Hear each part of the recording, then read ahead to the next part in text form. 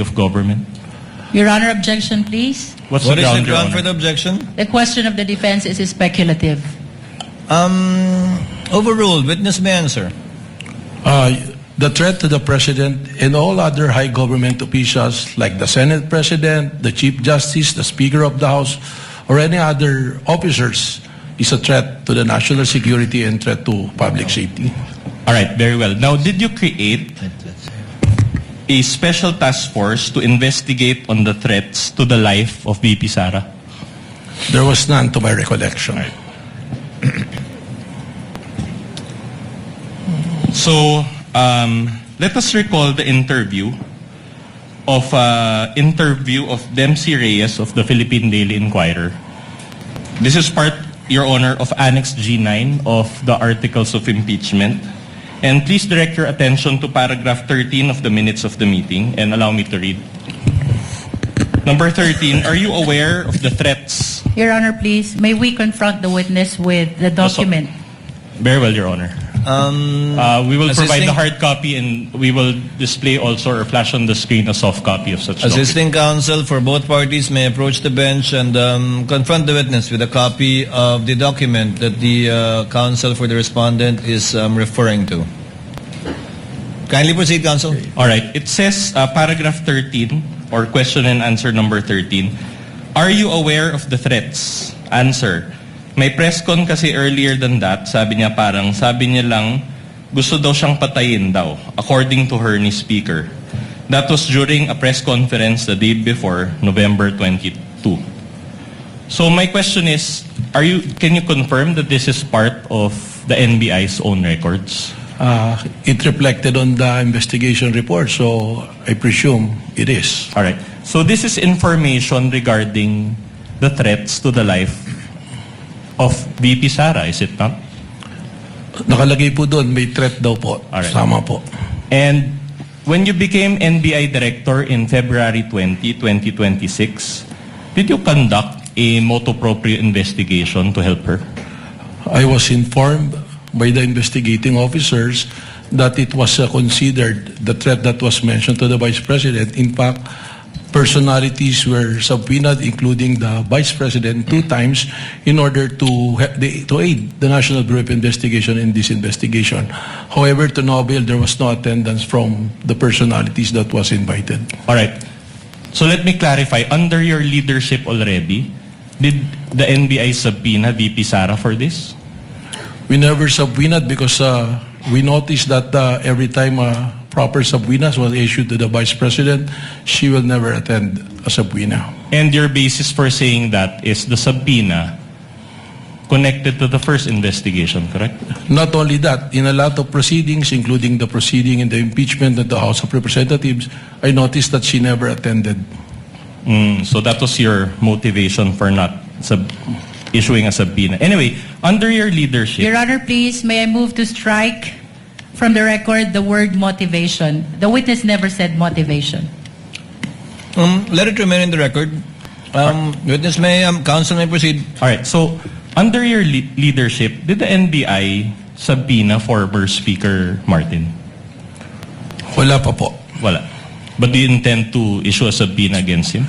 Actually, when we're investigating the issue on the 18 Marines, if the 18 Marines was able to issue their statement properly, we intend to subpoena Speaker Martin Romualdez.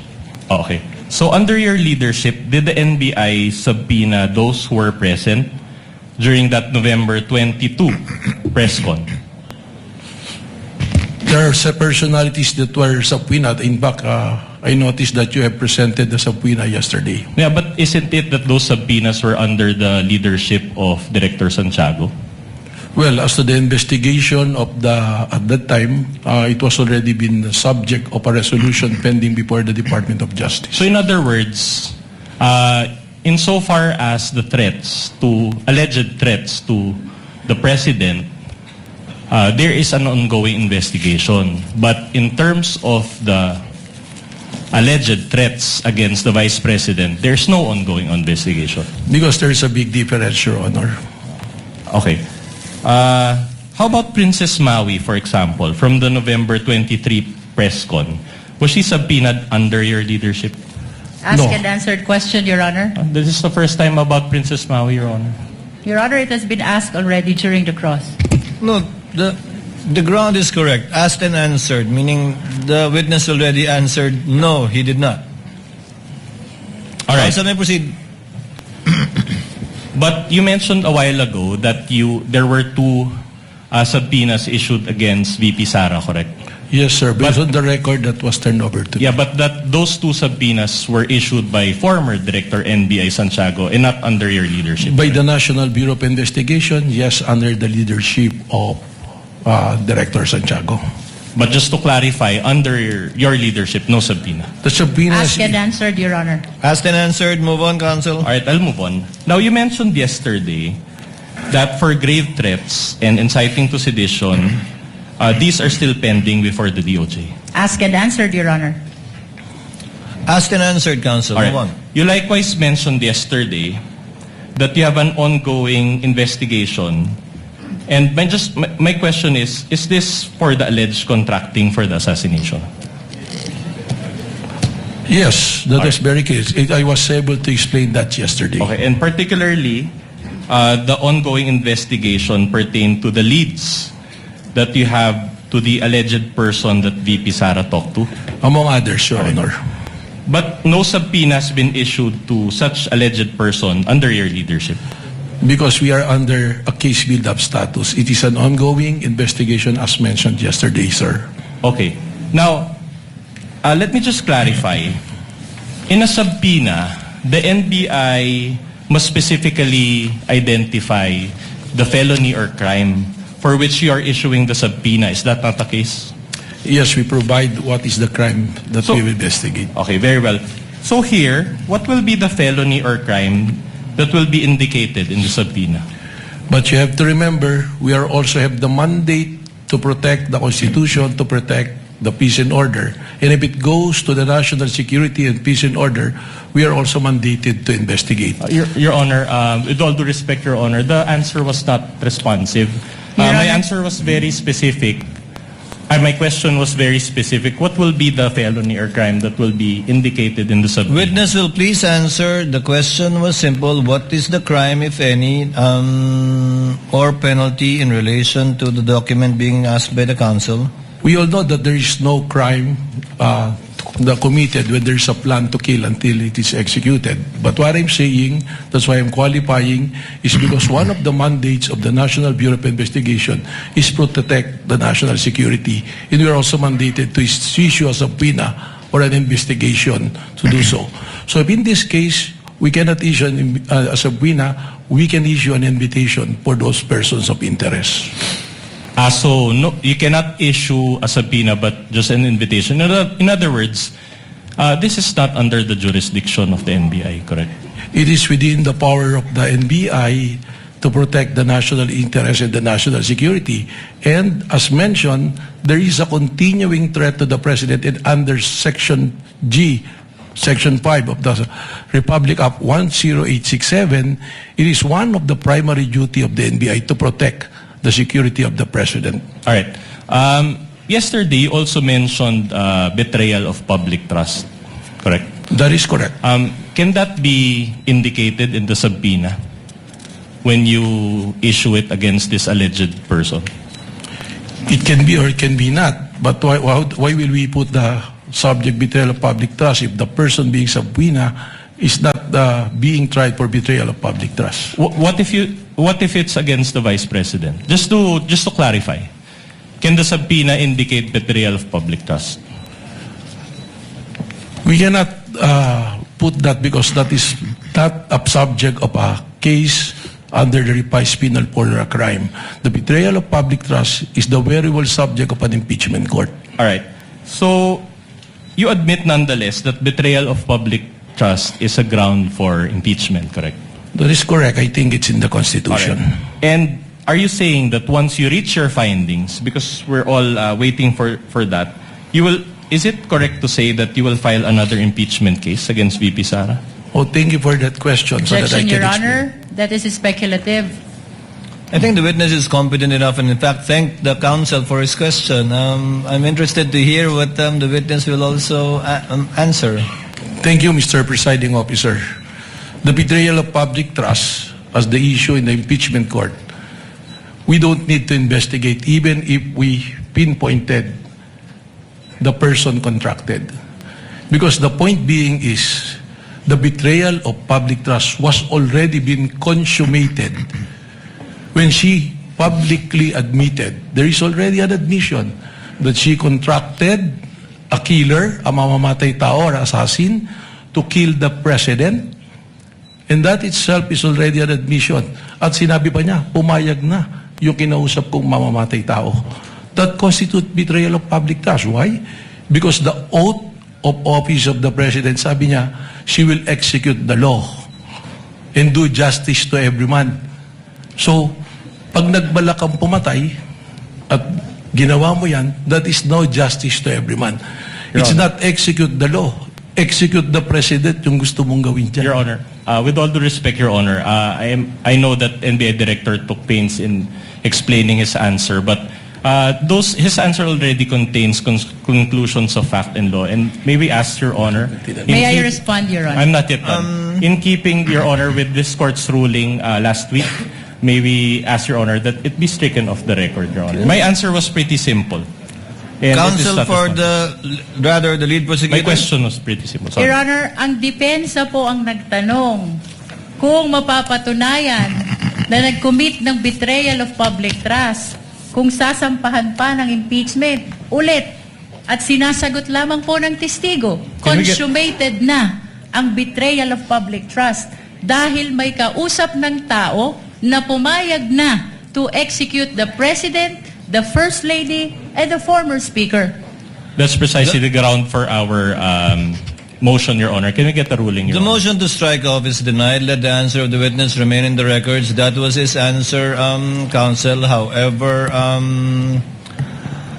interpretative it may seem with respect to the law, since the witness was qualified yesterday as not only being the NBI director, but also engaged in the legal profession for decades and is in fact a former law dean.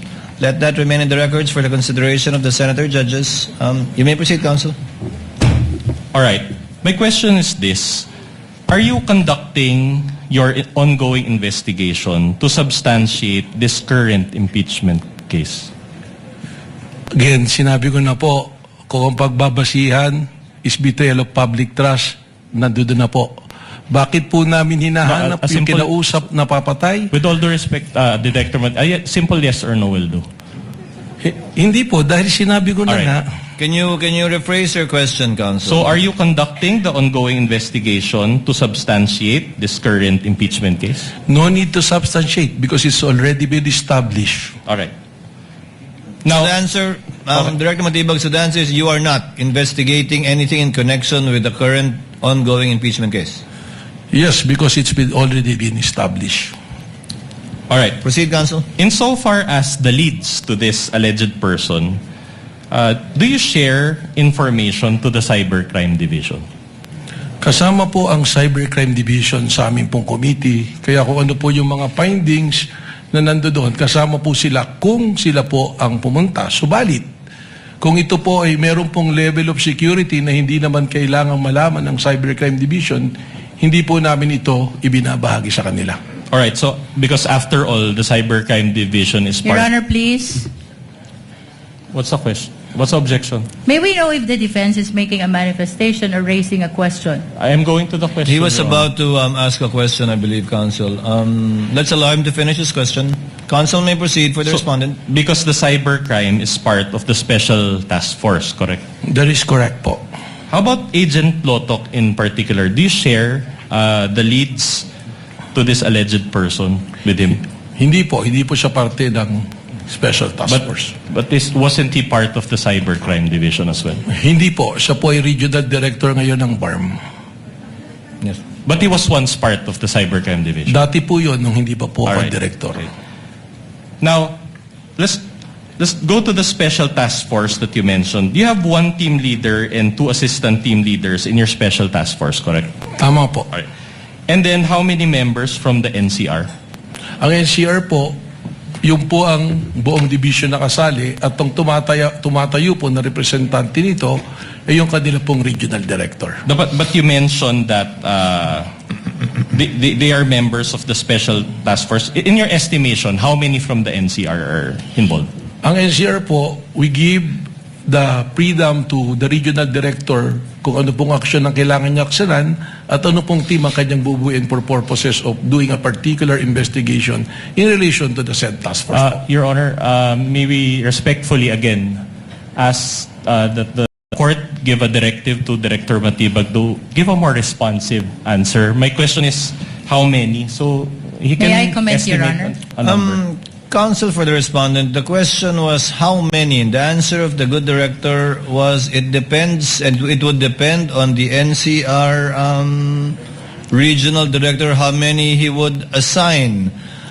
Witness will answer if he knows. If he does not, he may so respond as well. Mr. Presiding Officer, sir, the thing is, depende nga po kung ano po yung magiging operation or surveillance na gagawin, we give independence and autonomy po doon sa regional director kung sino po at ilan ang i-assign. That's why ang composition po ng Special Task Force ay binubuo po ng 3 na individual at 5 pong divisions po namin. Dahil nga ang rason po nito ay piniliwanag ko po kahapon, masyado pong malawak yung nagiging banta na it already transcends to an issue of national security po. Okay, so you cannot give a number. Your Honor, Kasi that's depende nga po sa It depends. So sa no kung ano definite. operations Let po. the presiding officer ask a clarificatory question. Hindi naman po mutually exclusive yung naka-assign na ahente po ninyo sa isang kaso lang, di ba? Tama po, Your Honor. So yung national, yung director nyo ng NCR, kung ilan mang ahente ang nasa ilalim niya, posibleng 5, 10, 20, 30 iba't ibang kaso ang tinitingnan nila. Tama po. At kung ano man yung kaso may mainit o mainit na dapat panghawakan o malapit nang makuha o mas maraming taong kailangan, lalagyan niya ng tao, tatanggalan din niya, depende kung saan kailangan. Yes, Your Honor. Tama po. So is it correct to state that at any one time, that number will change? Tama po. Eksakto po. You may proceed, Counsel. All right, so that's for the NCR. Is it the same case for the Cybercrime Division or the CCD? Sa lahat po ng units na nandoon, parehas po yung ating pong protocol na ginagawa. But just to clarify, I'll go through it one by one. So it's the same for the Organized Transnational Crime Division? Ganon din po. All right. For the Technical Intelligence Division? Tama po, sapagkat standard po yung All right. procedure namin. For the Digital Forensic Laboratory or DFL? Tama rin po. All right.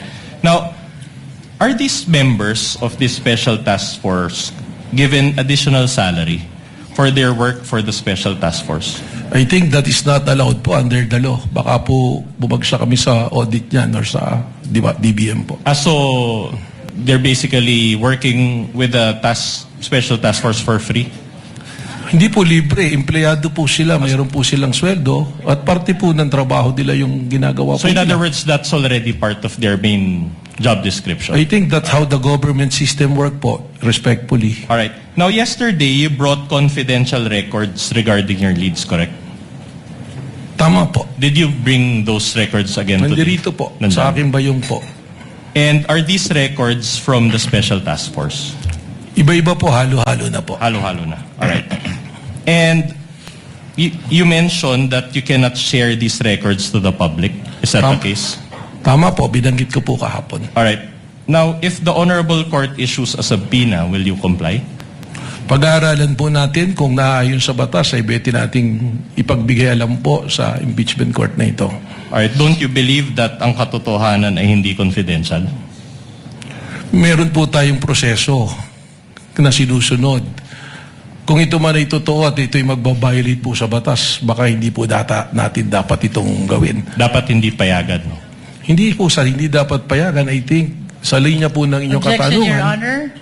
The question is already argumentative. I'll just move on to a new point. Anyway, during the time of Director Santiago, and let me lay the basis, no? Around 15 months, they didn't identify the alleged person that VP Sara talked to. And based on your testimony yesterday, it will take 3 to 6 months, even more, for this special task force to come up with definite findings as to the identity of this alleged person, correct? Sinabi ko po, 3 to 6 months, hindi po even more. Okay, we'll just check the transcript for that. But at any rate, will this task force continue to exist and operate until you finally identify this alleged person, or does it have a time limit?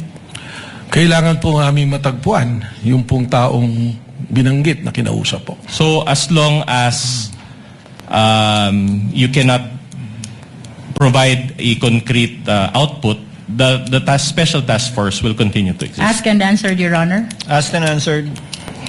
Move on, counsel. All right. By the way, does NBI have intelligence funds? Wala po, sir. All right. Now, you also mentioned about the Rage Coalition event yesterday in Club Filipino on April 12, 2026, correct? Tama po. All right.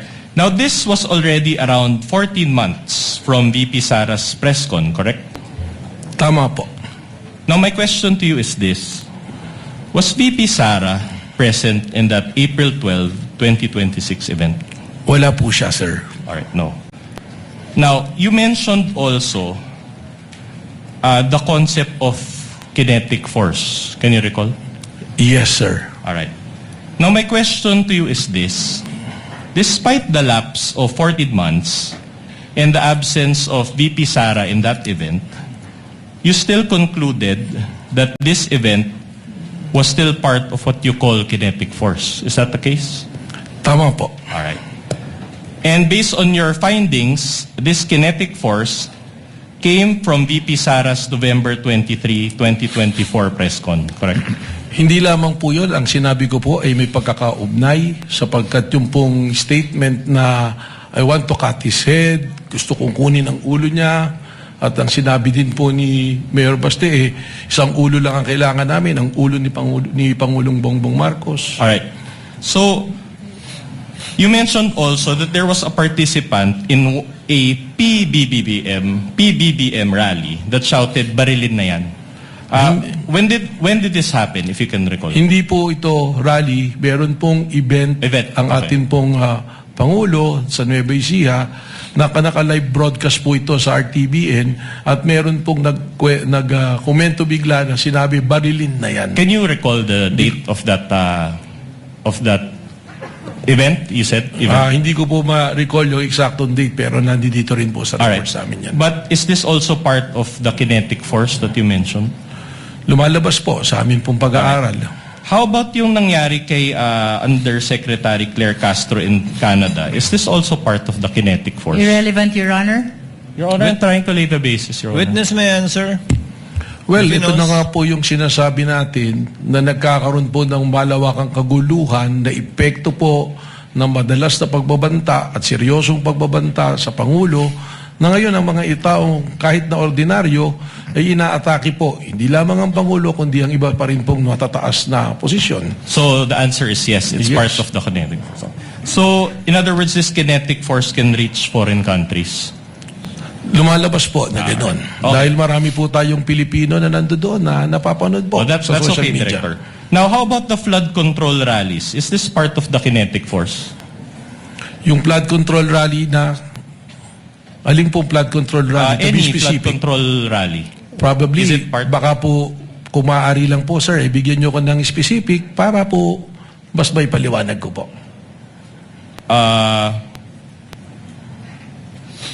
I'll just move on. So any dissent against the government must be attributed to this kinetic force. Is that what you're saying? It's speculative, Your Honor. Witness may answer if he knows. Depende po kung anong event. Kaya nga po ang ginagawa po ng NBI ay atin pong sinusuri lahat ng pangyayari. Kahapon po inilatag namin yung 5 batayan namin para po magkaroon tayo ng malinaw na threat assessment sa lahat po ng pangyayari. All right. Now, isn't it that Mayor Baste, that participant in that PBBM event, the rallies in Canada, and the flood control rallies, don't they have a mind of their own?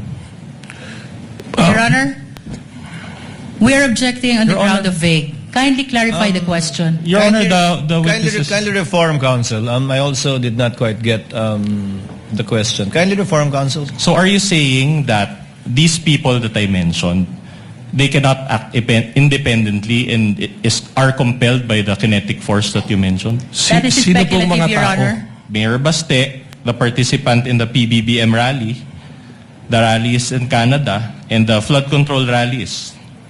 Una po, there's no PBBM rally. No, sorry, PBBM event. Sorry, I stand PBBM corrected. event, yung sa Canada. Tsaka, yun nga po, alin po bang flood control? Babalik ko lang po doon, pasensya na po sir, para po mas makontextualize po nating mabuti.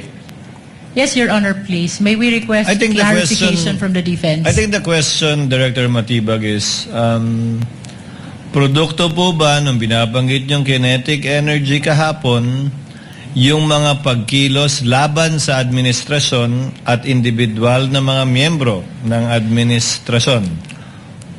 Respectfully, Your Honor, sapagkat marami pong may pagkilos po na iba-ibang grupo. So na nakikita po posibleng natin. hindi. May pagkilos na hindi, may pagkilos na Tama oo. po. Kaya we have to qualify, we have to treat each event independently and apply the 5-factor test that we are being applying po sa mga pangyayari po. So hindi porkit laban sa o tutol sa gobyerno o sa partikular na opisyal ng gobyerno ay ito na yung binabanggit yung kinetic kahapon. Tama po, Your Honor. Counsel may proceed. Alright, my question is this. Is this kinetic force still active today or has it stopped? Malinaw po, may mga pangyayari pa rin po. And should we really stop this kinetic force or just allow it until 2028? Hindi ko po, pakiulit po. Anyway, I'll withdraw that question. Just move on to a different question. Is this kinetic force a legal concept? Ito po ay konteksto sa aming base sa aming investigasyon. Again, ibabalik ko po ron sa aming 5 naging patayan na ginagamit din po ng ibang jurisdiction para makapag-establish po ng isang threat para sa isang national threat assessment po. Again, just a manifestation that it's not responsive, but I'll just move on to a different point. Your Honor, please. What is the pleasure of the lead counsel? The defense is making a side comment to the answer of the witness.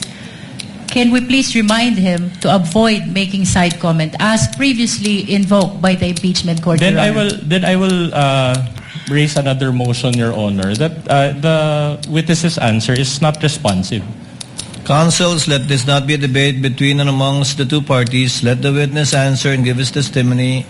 Counsel, you may... Sapagkat ang nandoon po ng mga political party po ng PDP laban at yung pong reforma na pinamumunuan po ng dating Speaker Bebot Alvarez. All right. And as a lawyer and as a former dean ba, director or current dean? Former po, So as a nag-resign na po lawyer ako. and a former dean, you are aware that political speech is constitutionally protected, correct? Depende po kung anong talumpati, you have to qualify.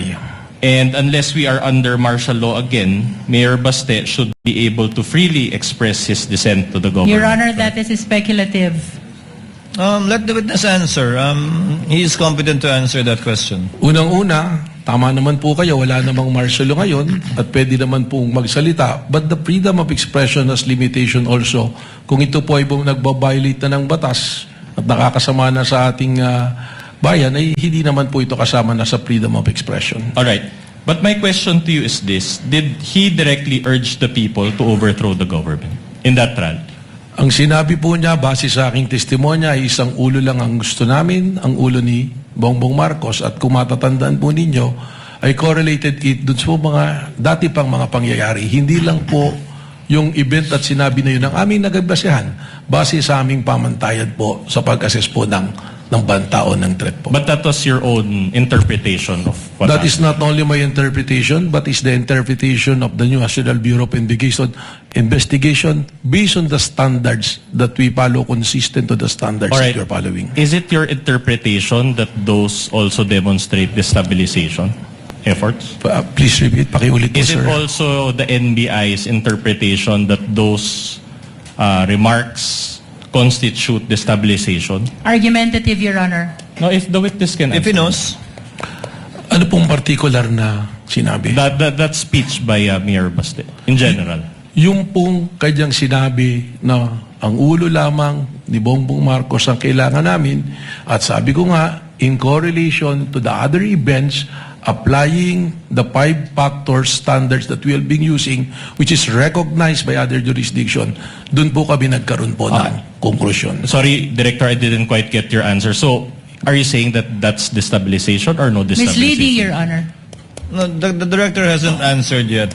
He cited the basis, but cut short of answering the question. So, is it based on the 5 pillars of your investigation, Director? Well, dun po yan, based on the 5 pillars na natin po, lumalabas po ng isa dun sa elemento ng 5 pillars, it comply po. So, sumasagot po doon. So, meron At din. hindi po destabilisasyon, kundi banta po sa kaligtasan ng Pangulo na naging banta na rin po sa pambansang seguridad po. So you're admitting that there was no destabilization?